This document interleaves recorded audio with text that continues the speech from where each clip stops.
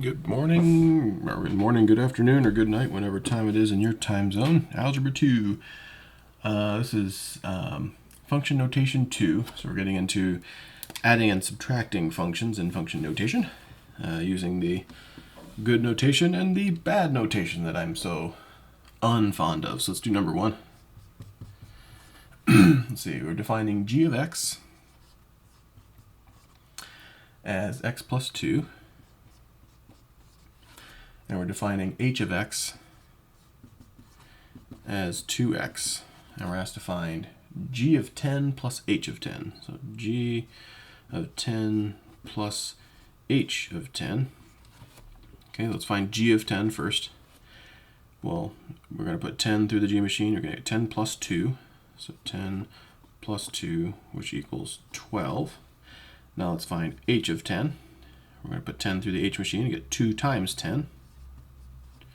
Which is 20, and we're adding these together. So 12 plus 20 equals 32, not 33, 32. All right. Number 2. Let's see. We're defining f of a to be a minus 4. And g of a to be 2a. And we're asked to find f plus g of 6. F plus g of 6. Now remember, this identically means this is the notation I'm not fond of, so we're going to convert that to the notation I am fond of. So it's going to be f of 6 plus g of 6. Okay. F of 6, we're going to plug 6 into the f equation. So 6 minus 4 is 2 plus. Now g of 6, we're going to plug 6 into the g equation. So 2 times 6 is 12. So the answer is 14.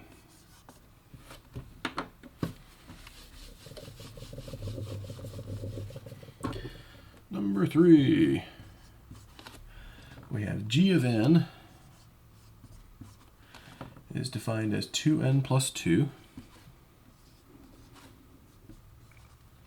And then h of n is defined as n squared plus n. And we're asked to find g plus h of 9. G plus h of 9. This is the same thing as g of 9 plus h of 9. Okay, g of 9 is going to be, we're going to put 9 into the g machine. We get 2 times 9, which is 18, plus 2, which is 20. And then plus h of 9.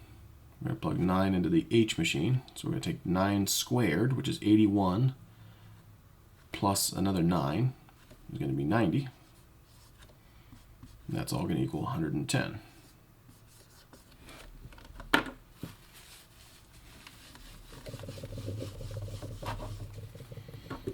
Numero 4.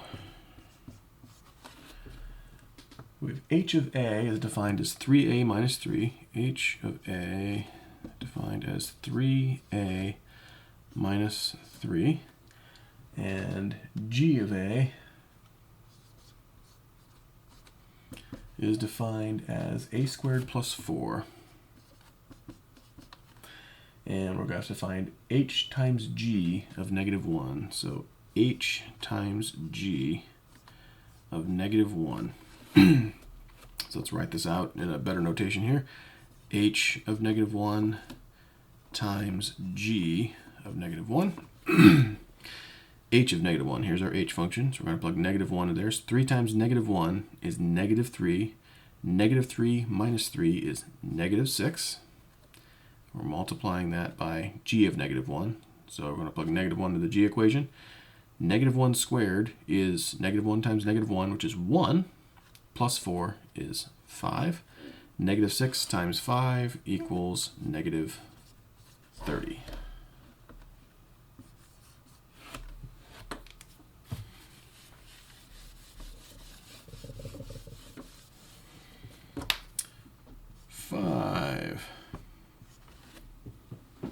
we have h of x equals negative x plus 3. I should say is defined as negative x plus 3. And we're defining g of x as x squared plus 3x. G of x defined as x squared plus 3x. And we're going to define h over g of negative 6. Let's go to better notation. H of negative 6 over g of negative 6. Okay, so h of negative 6, well, negative 6 is just going to be a positive 6, plus a 3 is going to be a 9. And g of negative 6, we're going to put this through the g machine. Negative 6 squared will be negative 6 times negative 6, or 36, plus, let's do that, 36 plus negative 6 times 3 would be negative 18. So this all equals, well, 36 minus 18 is just going to be an 18. So it's 9 over 18, which equals 1/2.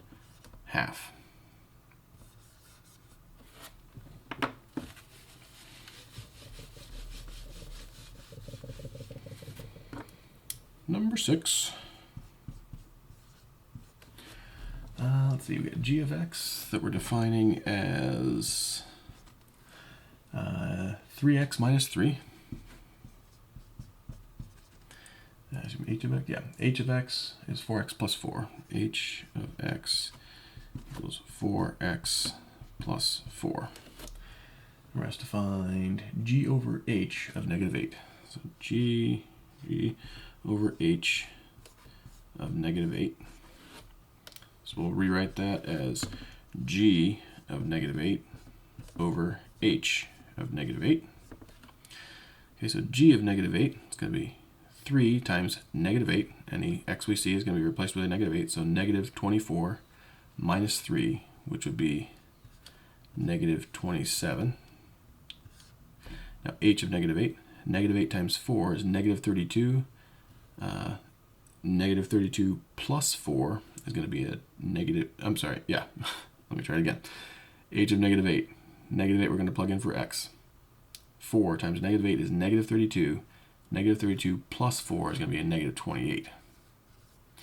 Now these negatives cancel out, so we just left with 27 over 28.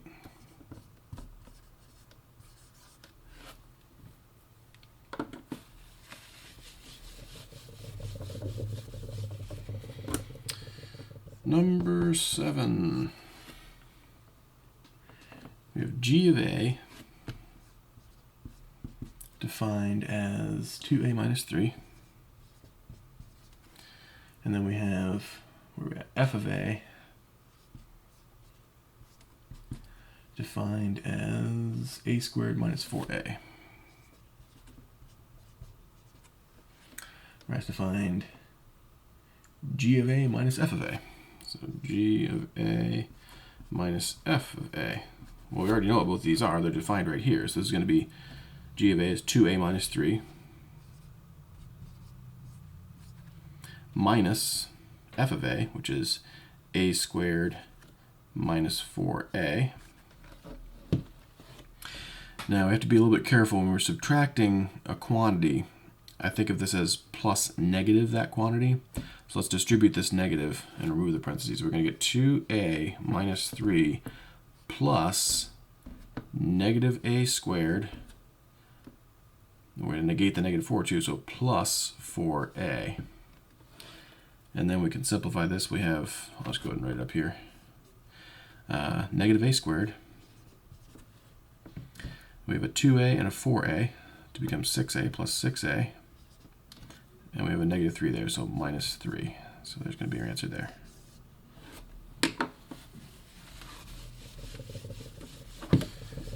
All right, number 8.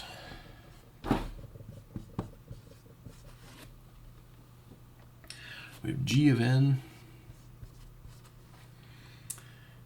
is defined as 4n plus 2. And then h of n is negative n squared plus 2. Negative n squared plus 2. And we're finding g of n plus h of n. Again, pretty simple, right? G of n plus h of n, 4n plus 2 plus this business. So it'll be 4n plus 2 plus negative n squared plus 2. We can just go ahead and remove those parentheses because we're just adding here. So we get 4n, so we have a negative n squared. We have 4n's, so plus 4n. We have a 2 here and a 2 here, so we get plus 4.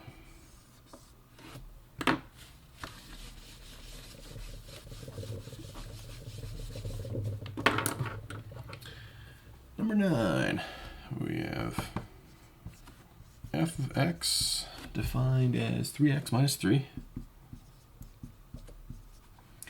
We have g of x defined as x squared plus 5. And we're asked to find f minus g of x. So f minus g of x. So that's going to identically equal f of x minus g of x. Okay, so we got this minus this. So 3x minus 3 minus x squared plus 5. And again, I'll switch this to a plus negative so it's obvious what we're doing. We'll distribute that negative. So we get 3x minus 3 plus negative x squared minus 5. Okay, so we have a negative x squared. We have, let's see, just a 3x, so plus 3x minus 3 minus 5 for a total of minus 8.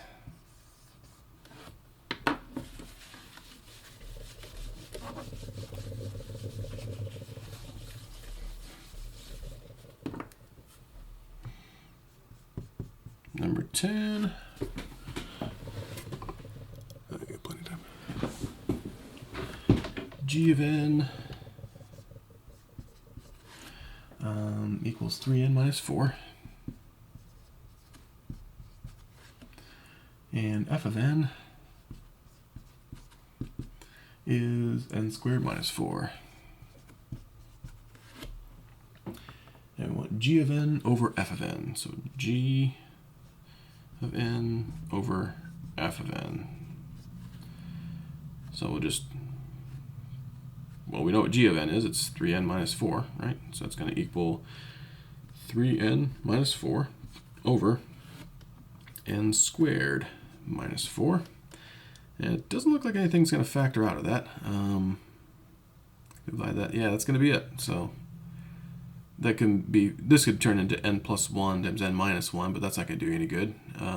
Yep, that's how I'd leave it, just like that. Right, 2 more. Number 11. Scroll down here. G of x is defined as x squared plus 4. And h of x is defined as 3x plus 5. And we're asked to find g over h of x. G over h of x. So let's redefine that in terms we like to see. G of x over h of x. So we know what g of x is, x squared plus 4 over h of x, which is 3x plus 5. And again, a little disappointing. That's as simple as it gets. You can't really factor that, so that's all you get. Number 12.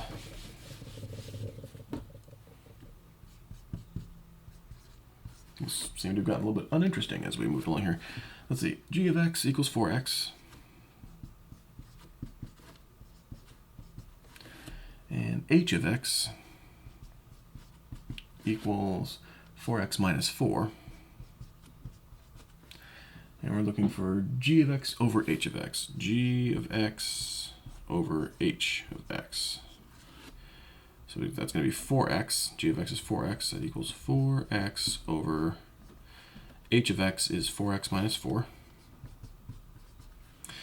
Now what I can do here is I can factor out a 4 from this. So let's rewrite this as 4x over 4 times the quantity x minus 1. Now notice if I distribute this 4, I'll get 4x minus 4, which is what we started with. Now I've multiplied the top by 4 and I've multiplied the bottom by 4, so these can actually cancel out, and I'll get x over x minus 1. So I'm happy with either one of these answers. If you give me 4x over 4x minus 4 for now, that's fine. If you want to be on it, then give me x over x minus 1. That's going to be a better answer. So until next time, take care.